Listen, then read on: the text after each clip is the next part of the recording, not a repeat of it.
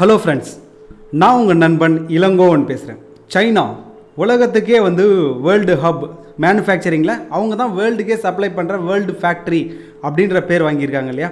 So in fact இப்போ சொல்லப்போனால் இப்போ 2025க்கு மேட் இன் சைனா 2025ன்னு ஒரு பாலிசியை கூட கொண்டுட்டு வந்திருக்காங்க. ஸோ அந்த அளவுக்கு அவங்க மேனுஃபேக்சரிங்கில் ஃபோக்கஸ்டாக இருக்கும்போது நம்மளால் அவங்கள ரீப்ளேஸ் பண்ண முடியுமா? இந்தியாவால் சைனாவை ரீப்ளேஸ் பண்ண முடியுமா manufacturing factory or manufacturing hub அப்படின்ற இடத்துலேருந்து? ஸோ இதை எப்படி அவங்க இந்த இடத்துக்கு வராங்க மேனுஃபேக்சரிங் ஹப் அப்படின்ற பேருக்கு? ஸோ என்னென்னலாம் அவங்க பண்ணாங்க, நாம் என்னென்னலாம் எந்த லெவலில் இருக்கோம், இதெல்லாம் பற்றி தான் நம்ம இந்த வீடியோவில் பார்க்க போகிறோம். ஸோ வீடியோக்குள்ளே போகிறதுக்கு முன்னாடி மறக்காமல் நம்ம சேனலை சப்ஸ்கிரைப் பண்ணுங்கள் அண்ட் நோட்டிஃபிகேஷனுக்காக பெல் பட்டனையும் கிளிக் பண்ணுங்கள். ஸோ நம்ம அந்த சைனா இந்த ஸ்டேட்டஸ்க்கு எப்படி வராங்கன்னு பார்க்கணுன்னா, அவங்க எடுத்தோடனே அட்டம்ப்ட்லேயே வேர்ல்டுக்கே அவங்க சப்ளை பண்ண மேனுஃபேக்சரிங் ஃபேக்ட்ரி இல்லை ஹப்னு வந்துட்டாங்களா அப்படின்னு பார்த்தோம்னா இல்லைங்க, 4வது அட்டம்ப்டில் தான் வந்திருக்காங்க. ஸோ அவங்க இதுக்கான முயற்சி அவங்க எப்போ எடுத்துருக்காங்கன்னு பார்த்தோம்னா நம்ம 1900 அதுக்கு முன்னாடியே அவங்க ஸ்டார்ட் பண்ணுறாங்க அப்படின்னு தான் பார்க்குறோம். ஸோ அப்போ என்னென்னா குயிங் டைனாஸ்டி அவங்க ஆட்சி செய்யும் போதே ஓபிஎம் வாரில் பிரிட்டிஷ் கிட்ட அவங்க தோக்குறாங்க. ஸோ அப்போ இருந்தே அவங்க எல்லாத்தையும் மாடர்னைஸ் பண்ணணும் அப்படின்னு சொல்லிட்டு அவங்களுடைய நேவிலேருந்து எல்லாத்தையும் கப்பல் எல்லாத்தையும் மாடர்னைஸ் பண்ணணும்னு ஸ்டார்ட் பண்ணுறாங்க. ஆனால் அது ஃபெயிலியர் தான் ஆகுது. அதுக்கடுத்தது 19ஆம் நூற்றாண்டு தொடக்கத்தில் அவங்களுடைய ஆட்சி அங்கே மாறுது. அதாவது ரிப்பப்ளிக் ஆட்சிக்கு வராங்க அங்கே. ஸோ அவங்களுமே அடுத்து நிறைய மாடர்னைசேஷன் ரிஃபார்ம் இதெல்லாம் கொண்டுட்டு வராங்க. ஸோ அதுவுமே ஃபெயிலியரில் தான் போகுது. ஸோ அதுக்கடுத்து 1949 பார்த்தோன்னா அவங்க கம்யூனிஸ்ட் பார்ட்டி அங்கே ஆட்சிக்கு வராங்க இல்லையா. ஸோ அந்த டைம் அவங்க எடுத்தவொடனே அவங்களும் ஒரு ரிஃபார்ம் மாடர்னைசேஷன் கொண்டு வரேன்னு பார்க்குறாங்க. ஸோ தேர்ட் டைம் அதுவும் பெரிய அளவில் ஒர்க் அவுட் ஆகலை அப்படின்னு தான் பார்க்குறோம். ஸோ இதுக்கு அடுத்தது தான் 1978 அவங்க திரும்பவும் இதை புஷ் பண்ணுறாங்க. அதாவது இந்த ரிஃபார்ம் நிறைய கொண்டுட்டு வரணும் அப்படின்னு சொல்லிட்டு இந்த டைம் அவங்க எந்த மாதிரி வேறு மாதிரி பண்ணுறாங்கன்னு நம்ம ஃபஸ்ட்டு பார்க்கணும். ஸோ ஏன்னா இன்ஃபேக்ட் வேர்ல்டில் நிறைய வெஸ்டர்ன் கண்ட்ரீஸ்லேருந்து நிறைய கண்ட்ரிஸ் இதெல்லாம் ஒர்க் அவுட்டே ஆகாது. நிறைய ஃபார்மர்ஸ் இருக்கிற சைனாவால் இந்த மாதிரி மேனுஃபேக்சரிங்கில் பெருசாக வர முடியாது அப்படின்னு சொன்ன காலகட்டத்தில் அவங்க எப்படி வராங்கன்னா ஃபஸ்ட்டு எதெல்லாம் நம்ம சால்வ் பண்ணால் வர முடியும், எந்த ஏரியாவிலேருந்து நம்ம கவர் பண்ணணும் அப்படின்றத அவங்க ஃபோக்கஸ் பண்ணுறாங்க. ஸோ பொலிட்டிக்கலாக அவங்க ஸ்டெபிளைஸாக இருக்கணும். அப்போ தான் எந்த ஒரு ரிஃபார்ம் இல்லை புரட்சி எது இருந்தாலும் கொண்டு வர முடியும் அப்படின்றது. ஸோ அதில் ஃபோக்கஸ் பண்ணுறாங்க. ரெண்டாவது எல்லாமே எங்கேருந்து ஸ்டார்ட் ஆகணும் அப்படின்னா நம்மளுடைய அக்ரிகல்ச்சர் இருக்குல்ல, விவசாயத்துலேருந்து தான் ஸ்டார்ட் ஆகணும். ஸோ அங்கேருந்தே நம்மளுடைய புரட்சி கொண்டு வரணும் அப்படின்றது தான். So third infrastructure. So infrastructure இருந்தால் தான் மேனுஃபேக்சரிங்கில் நம்மளால் சஸ்டைன் ஆகணும். இன்ஃப்ராஸ்ட்ரக்சர்னால் ஒரு ஃபேக்ட்ரி பில்ட் பண்ணுறது மட்டும் கிடையாது. ஸோ அது கனெக்டடாக எல்லா ஏரியாவும் நம்ம கனெக்ட் பண்ணணும் அப்படின்னு சொல்லிட்டு. ஸோ இதெல்லாம் இதில் நம்ம ஒவ்வொன்றுத்துலேயும் நம்ம பண்ணணும். அதுக்கப்புறம் எல்லாருக்கும் ட்ரைனிங் கொடுக்கணும் அப்படின்னு சொல்லிட்டு அவங்க அந்த செக்டரில் கான்சென்ட்ரேட் பண்ணாங்க. ஸோ இனிஷியலாக இந்த அளவு க்ரோத் வரமாட்டாங்க அப்படின்னு எல்லாருமே நினச்சாங்க. ஆனால் சைனா அதெல்லாம் தாண்டி வேர்ல்டுக்கே சப்ளை பண்ணுற அளவுக்கு கொஞ்சம் கொஞ்சமாக வராங்க. ஸோ 2000 வரைக்கும் அவங்க மற்ற அந்த டாய்ஸு அப்புறம் துணி இந்த மாதிரி ஏரியாவில் இருந்துட்டு அதுக்கடுத்தது பார்த்தோம்னா ஹெவி இண்டஸ்ட்ரீஸ் இதில் எல்லாமே நுழையிறாங்க, ஹை டெக்னாலஜிலையுமே நுழையிறாங்க. ஸோ இப்படி தான் கொஞ்சம் கொஞ்சமாக அவங்க இப்போ மாடர்ன் மேக் இன் சைனா 2025 அப்படின்னு சொல்லிட்டு ஒன்று அறிவிக்கிறாங்க இல்லையா. ஸோ அந்த புஷ் எதை நோக்கி வருது அப்படின்னா என்னென்னலாம் அந்த இடத்துல சொல்கிறாங்கன்னு வரைக்கும் நம்ம கவனிக்கணும். ஸோ ஒரு லாங் டேர்ம் பிளானோட தான் அவங்க வராங்க மேட் இன் சைனா 2025க்கு. ஸோ அவங்க இப்போ ஃபுல் அண்ட் ஃபுல் ஒர்க்கர்ஸ் அதை கான்சென்ட்ரேட் பண்ணுறதுக்கு முன்னாடி டெக்னாலஜியில் வராங்க.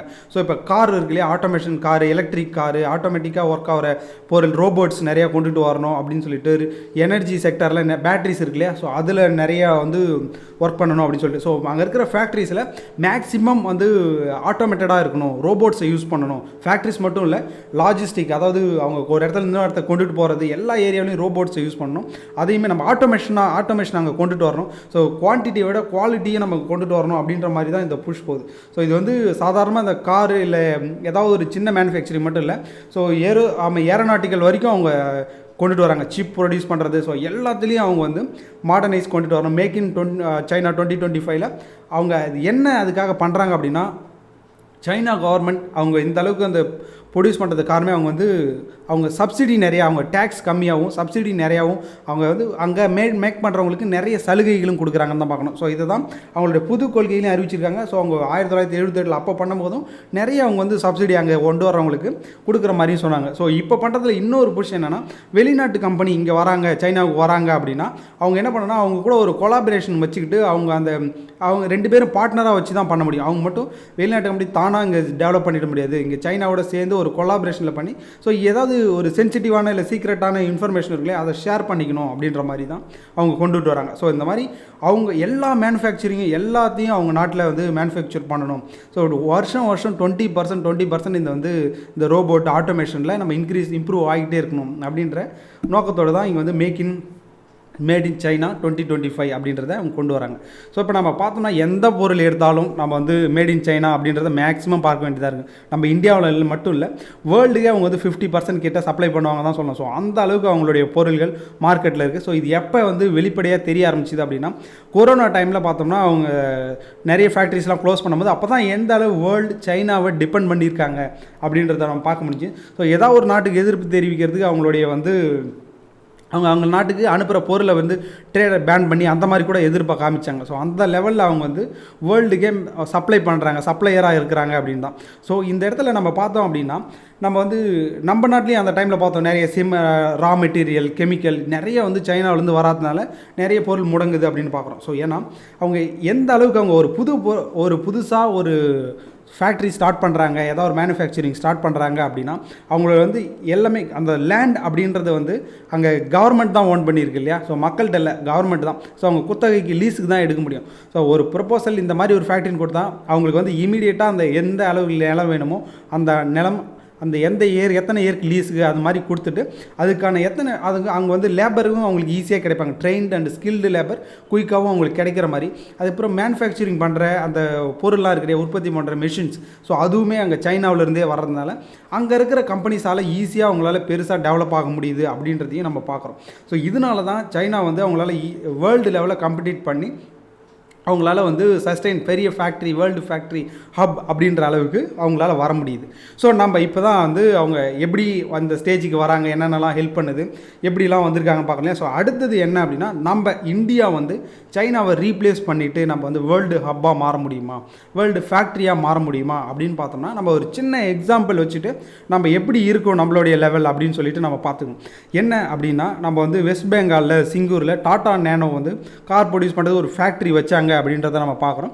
ஸோ அதுக்கப்புறம் நிறைய போராட்டங்கள் எதிர்க்கட்சியாக இருந்தவங்களாம் வெஸ்ட் பெங்கால் அதை எதிர்த்து போராடினாங்க. ஸோ அதுக்கப்புறம் அந்த ஃபேக்ட்ரி அங்கேருந்து மூவ் ஆகிட்டு குஜராத்துக்கு வந்துச்சு அப்படின்ற வரைக்கும் நம்ம பார்க்குறோம். ஸோ அப்போ நம்ம என்ன பார்க்குறோம் அப்படின்னா, இப்போ வந்து லேண்டு தான் எல்லாத்துக்கும் மேஜர் இல்லையா. ஸோ அப்போ சைனாவை பொறுத்தளவுக்கு அவங்க ஓன்டு பை கவர்மெண்ட். ஸோ அதனால அவங்களால ஈஸியாக எந்த ஒரு ப்ராஜெக்டாக இருந்தாலும் எவ்வளோ பெருசாக இருந்தாலும் அதுவும் அவங்களுடைய நிலப்பரப்பும் அதிகம் அப்படின்றதையும் ரா மெட்டீரியல் அவங்களுக்கு எக்ஸ்ட்ரா கிடைக்குது அப்படின்றதையும் நம்ம பார்க்குறோம். ஸோ நம்ம நாட்டை பொறுத்தளவுக்கு நம்ம அந்த ஃபெசிலிட்டி இல்லை அப்படின்றதையும் நம்ம பார்க்கணும். ஏன்னா ஒரு இன்ஃப்ராஸ்ட்ரக்சர் டெவலப் பண்ணுறதுக்கு லேண்டு முக்கியம். ஸோ அதுதான் அங்கே பேஸ். ஸோ மெயினாக வந்து பொலிட்டிக்கல் ஸ்டெபிலிட்டி, இன்ஃப்ராஸ்ட்ரக்சர், அப்புறம் வந்து லேண்டு நம்மளுக்கு வேணும், ரா மெட்டீரியல். ஸோ இது எல்லாம் கிடைச்சி நம்ம நெட்வொர்க் இது எல்லாத்தையும் டிரான்ஸ்போர்ட் பண்ணி இந்த நெட்வொர்க் இருக்கு இல்லையா. ஸோ இது வரைக்கும் நம்மளுக்கு கிடைச்சிச்சுன்னா தான் நம்ம இந்த லெவலுக்கு வர முடியும். ஸோ அப்போ நம்மளுக்கு லேண்டு அந்த இடத்துல ஒரு பிரச்சனை வருது. ஸோ அப்புறம் பொலிட்டிக்கல் ஸ்டெபிலிட்டி பார்க்குறோம். ஒவ்வொரு கட்சியும் ஒவ்வொரு மோட்டிவ், அவங்களுடைய பாலிசி டிஃப்ரெண்ட்டாக இருக்கும். ஸோ அப்போ அது மாறும்போது கண்டிப்பாக அதுவுமே அது அஃபெக்ட் ஆகும். அதுக்கடுத்து வந்து ப்ராசஸ் அப்படின்னு நம்ம சொல்கிறோம். நம்ம ஏற்கனவே சொல்லி சைனாவில் அவங்க வந்து ஒரு ஃபேக்ட்ரி அப்ளை பண்ணாங்கன்னா அது வந்து ஸ்டார்ட் பண்ணுறதுக்கு மெஷின் வரதுலேருந்து அவங்களுக்கு அப்ரூவல் கிடைச்சி அவங்களுக்கு லேபரை வந்து கிடைக்கிற வரைக்கும் ஈஸியாக அந்த டைம் ஃப்ரேம் அப்ரூவ் ப்ராசஸே வந்து சீக்கிரம் நடக்குது, ஒரு 2 months 3 months அப்படின்னு சொல்லிட்டு. ஆனால் இங்கே வந்து டைம் ஆகுது அப்படின்றது தான், அந்த ப்ராசஸில் நிறைய டிலே ஆகும் அப்படின்றது. அதுக்கடுத்து ஸ்கில்டு லேபர்ஸ், அங்கே வந்து நிறைய ட்ரெயினான லேபர்ஸ் சைனாவில் இருக்காங்க. ஸோ நம்மளுக்கு அதே மாதிரி ஸ்கில்டு லேபர்ஸ். இன்ஃபேக்ட் பார்த்தோன்னா சைனா வந்து ஏன் இந்த அளவுக்கு வந்ததுக்கு காரணமே என்ன சொன்னாங்கன்னா, அவங்க லேபர் ஃபோர்ஸ் தான் சொல்லுவாங்க. என்னென்னா அவங்களுக்கு வந்து கம்மியான வேலையில் லேபர் வந்து கிடைக்கிறாங்க, நிறைய மாஸ் பொருள். அவங்களுடைய எய்மே அதாவது எப்படி அவங்க மார்க்கெட்டை உடைக்கிறாங்கன்னா, பல்காக ப்ரொடியூஸ் பண்ணிட்டு அந்த மார்க்கெட்டையே வந்து கம்மியான விலையில் கொடுக்குறது தான். ஸோ அதுக்கடுத்து இன்னொன்று என்ன பண்ணுவாங்கன்னா, அவங்களுடைய கரன்சி வேல்யூவை கம்மி பண்ணிப்பாங்க. ஸோ அதனால் காம்படிட்டிவ் ப்ரைஸை அவங்களால கொடுக்க முடியும் அப்படின்னு பார்க்கணும். ஸோ ஆனால் அவங்கள விட கம்மியான வேஜஸ், அதாவது விலைக்கு நம்மளுக்கு வந்து வேலையாட்களாக இங்கே ஒர்க்கர்ஸ் இருக்கும்போது நம்ம அவங்க அளவுக்கு காம்படிட் பண்ண முடியல. ஸோ அதுக்கு காரணம் என்னென்னா மற்ற இது தான் பார்க்குறோம். நம்ம இன்ஃப்ராஸ்ட்ரக்சர் அவங்களுக்கு என்னென்னா, நம்ம இன்ஃப்ராஸ்ட்ரக்சர்னால் ஃபேக்ட்ரி டெவலப் பண்ணுறது மட்டும் இல்லை. ஸோ அது வந்து எங்கே எல்லா இடத்துக்கும் கனெக்டடாக இருக்குதா, அது வந்து ஒரு போர்ட்டுக்கு, துறைமுகத்துக்கு போகிறதுக்கு, ரயில்வே ஸ்டேஷனுக்கு எல்லாத்துக்கும் கனெக்டடாக இருக்கா, அதே மாதிரி வந்து அது வந்து நெட்வொர்க், டிஸ்ட்ரிபியூஷன் நெட்வொர்க் வரைக்கும் அவங்க வந்து அந்த அளவுக்கு பிளான் பண்ணி வச்சுருக்காங்கன்னு சொல்லிட்டு தான். ஸோ அந்த மாதிரியான ஒர்க்கும் வந்து நம்ம லேகில் இருக்கும் அப்படின்றது தான். ஸோ இப்போ சேஸ் அப்படின்னு சொல்லல ஸ்பெஷல் எக்கனாமிக் ஜோன், ஸோ அதெல்லாம் பக்காவாக இம்ப்ளிமெண்ட் பண்ணுறாங்க சைனாவில் அப்படின்னு சொல்லிட்டு பல ஸ்டடீஸ்லாம் சொல்லுது. அவங்க வந்து நிறைய சப்சிடி கொடுத்து அந்த ஸ்பெஷல் எக்கனாமிக் ஜோன் மாதிரி அவங்க கொண்டுட்டு வராங்கன்ட்டு. ஸோ நம்ம நாட்டிலையும் நிறைய இடத்துல இருக்குது, ஆனால் நிறைய பிரச்சனைகளையும் சந்திக்கிறாங்க அப்படின்றது தான். ஸோ அப்போ நம்ம வந்து லேண்ட், இன்ஃப்ராஸ்ட்ரக்சர், பொலிட்டிக்கல் ஸ்டெபிலிட்டி இது எல்லாத்துலையும் நம்ம லேக் ஆகிறதுனால நம்மளால் அந்த மேனுஃபேக்சரிங் ஹப் அப்படின்றத இடத்துக்கு நம்மளால் வர்றதுக்கு கொஞ்சம் கஷ்டமாக இருக்குது. ஏன்னா இப்போ பார்த்தோம்னா நம்ம சைனாவை எவ்வளோ டிபெண்ட் பண்ணியிருக்கோன்னு பார்த்தீங்கன்னா 2 இடத்துல பார்க்கணும். ஒன்று இம்போர்ட், இன்னொன்று எக்ஸ்போர்ட். 2 இடத்துலையும் நம்ம நாட்டுக்கு தேவையான பொருளை நம்ம 14-15% வரைக்கும் சைனாவிலேருந்து தான் இம்போர்ட் பண்ணியிருக்கோம். அதே மாதிரி நம்ம எக்ஸ்போர்ட் வேறு நாட்டுக்கு எக்ஸ்போர்ட் பண்ணுறோன்னு வச்சுங்க, அதோட அசம்பிள் பண்ணுறதுக்கு அதுக்கான பொருளுமே நம்ம சைனா பொருள் ஏதாவது ரா மெட்டீரியல் வச்சு தான் நம்ம அசம்பிள் பண்ணி எக்ஸ்போர்ட் பண்ண வேண்டியதாக இருக்குது. ஸோ அப்போ நம்மளோட இம்போர்ட் அண்ட் எக்ஸ்போர்ட் எல்லாத்துலேயுமே நம்ம டிபெண்ட் பண்ணி தான் சைனாவை இருக்கிறோம் அப்படின்னு தான். ஏன்னா பெரிய பெரிய கம்பெனிஸ் ஆப்பிள் அவங்க ஃபோன் பார்த்தீங்கன்னா கூட தெரியும், manufacture by Apple, assembled by China அப்படின்னு தான் இருக்கும். ஸோ அந்த அளவுக்கு பெரிய கம்பெனிஸ்லேயே சைனாவை டிபெண்ட் பண்ணியிருக்காங்க நிறைய கண்ட்ரிஸ். நாம் என்ன தான் நம்ம அவங்கக்கிட்ட எல்லை பிரச்சனை வரும்போது கூட என்ன தான் மேட் இன் இந்தியா பொருள் தான் வாங்கணும் அப்படின்னா கூட அப்போ கூட அவங்ககிட்ட இம்போர்ட் நம்ம நிறைய தான் பண்ணியிருக்கோம் அப்படின்னு தான் நம்மளுடைய டேட்டா சொல்லுது இல்லையா. ஸோ அதே மாதிரி இந்த நம்மள மேட் இன் சைனா அப்படின்ற புஷ் நம்ம கொடுத்தாலும் அதுக்கான சப்போர்ட், இன்ஃப்ராஸ்ட்ரக்சர் சப்போர்ட் நம்மளுக்கு எந்த அளவுக்கு கிடைக்குது. ஸோ இதெல்லாம் பொறுத்து தான் நம்ம வேர்ல்டு ஹப், அதாவது மேனுஃபேக்சரிங் ஹப் ஆக முடியுமா அப்படின்றது இருக்குது. ஸோ அதனால் இப்போ வேர்ல்டில் நம்ம குவாட் அப்படின்லாம் அமைச்சோம் இல்லையா, குவாட் நாடுகள்லாம் நம்மளுக்குள்ள ஒரு கூட்டமைப்பு வைக்கணும் அப்படின்னு சொன்னால் கூட அந்த எல்லா நாடுகளுமே ஒவ்வொரு பாலிசி எடுக்கிறாங்க. இப்போ பார்த்தோன்னா ஜப்பான் அவங்க நாட்டில் இருக்கிற ஃபேக்ட்ரிஸ்க்கெலாம் நிறைய அமௌண்ட்டு கொடுத்து இங்கேவே நீங்கள் ஃபேக்ட்ரியை கொண்டு வருவாங்க அப்படின்லாம் சொல்லி நிறைய ஹெல்ப் பண்ணுறாங்க. ஸோ யூஎஸ் பார்த்தீங்கன்னா இன்னொரு பக்கம் சைனாவோட பொருள் மேலே டேரிஃப்லாம் போடுறாங்க. ஸோ ஆஸ்திரேலியா பார்த்தோன்னா அவங்களுக்குள்ள வேறு பிரச்சனை வருது. ஸோ நம்ம இந்தியாவும் நம்ம எல்லை பிரச்சனை காரணமாக நம்ம மேக் இன் இந்தியாவை தான் நம்ம புஷ் பண்ணுறோம், சைனா பொருளாக அவாய்ட் பண்ணுறோம்னு சொல்லிட்டு நம்ம நிறைய குரல்லாம் அந்த டைமில் வந்தது. ஆனால் இதெல்லாம் தாண்டியுமே நிறைய நாடுகள் டிபெண்ட் பண்ணியிருக்கிறது நம்ம சைனாவை தான் இல்லையா.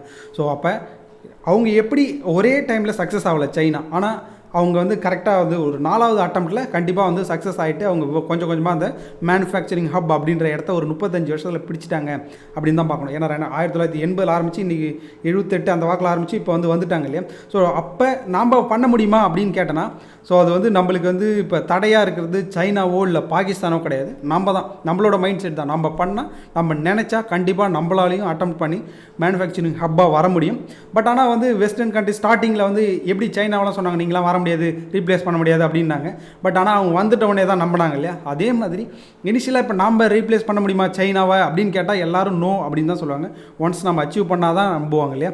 ஸோ அதுக்கு காரணம் நாம் மாறணும், நம்ம எல்லாருமே நம்ம சிஸ்டம் மாறணும். ஸோ அப்போ அவங்க என்னென்னலாம் பாலிசி, ஏன்னா அதுக்கான ரெசிபி இருக்கு இல்லையா. ஸோ இப்போ மேனுஃபேக்சரிங் ஹப்பாக நம்ம வரணும் அப்படின்னா அதுக்கான ரெசிபி, ஒரு பொலிட்டிக்கல் ஸ்டெபிலிட்டிலேருந்து, லேண்டுலேருந்து, ஸ்கில்டு ஒர்க்கர்லேருந்து, அங்கே சப்சிடி கொடுக்கறதுலேருந்து, அங்கே எப்படி அவங்க ஃபாலோ பண்ணியிருக்காங்க நம்ம பார்க்குறோம். அதோட டெக்னாலஜியில் எப்படி அவங்க இம்ப்ரூவ் ஆகிட்டே வராங்க, ஃபாஸ்டஸ்ட் கம்ப்யூட்டர்லாம் அவங்க டெவலப் பண்ணிட்டு வராங்க இல்லையா. ஸோ அந்தளவுக்கு கொஞ்சம் கொஞ்சமாக எப்படி வராங்க, அவங்களுடைய எஜுகேஷன் எப்படி அவங்க எவால்வ் ஆகிட்டே வராங்க சைனா அப்படின்னு பார்க்குறோம். ஸோ அதே மாதிரி நாமளும் இம்ப்ளிமெண்ட் பண்ணால் கண்டிப்பாக நம்மளாலையும் அதை விட பெட்டராகவே வர முடியும். ஸோ இன்ஃபேக்ட் நம்ம எல்லோரும் சேர்ந்து முயற்சி செஞ்சோம், கண்டிப்பாக சைனாவை நம்ம அந்த வேர்ல்டு ஹப் அப்படின்ற இடத்துலேருந்து ரீப்ளேஸ் பண்ண முடியும் கண்டிப்பாக. ஏன்னா நாமளும் ஒரு பெரிய ஃபேக்ட்ரி, ஸோ இதை நோக்கி நம்மளாலையும் போக முடியும். பட் ஆனால் அதுக்கு நம்ம ஒர்க் பண்ண வேண்டியது நிறைய இருக்குது, அதுக்கான தூரமும் அதிகம் அப்படின்றதையும் நம்ம பார்க்க வேண்டியதாக இருக்குது. சரிங்க, சைனா எப்படி அவங்க மேனுஃபேக்சரிங் ஹப் என்ற ஸ்டேட்டஸ்க்கு வந்தாங்க.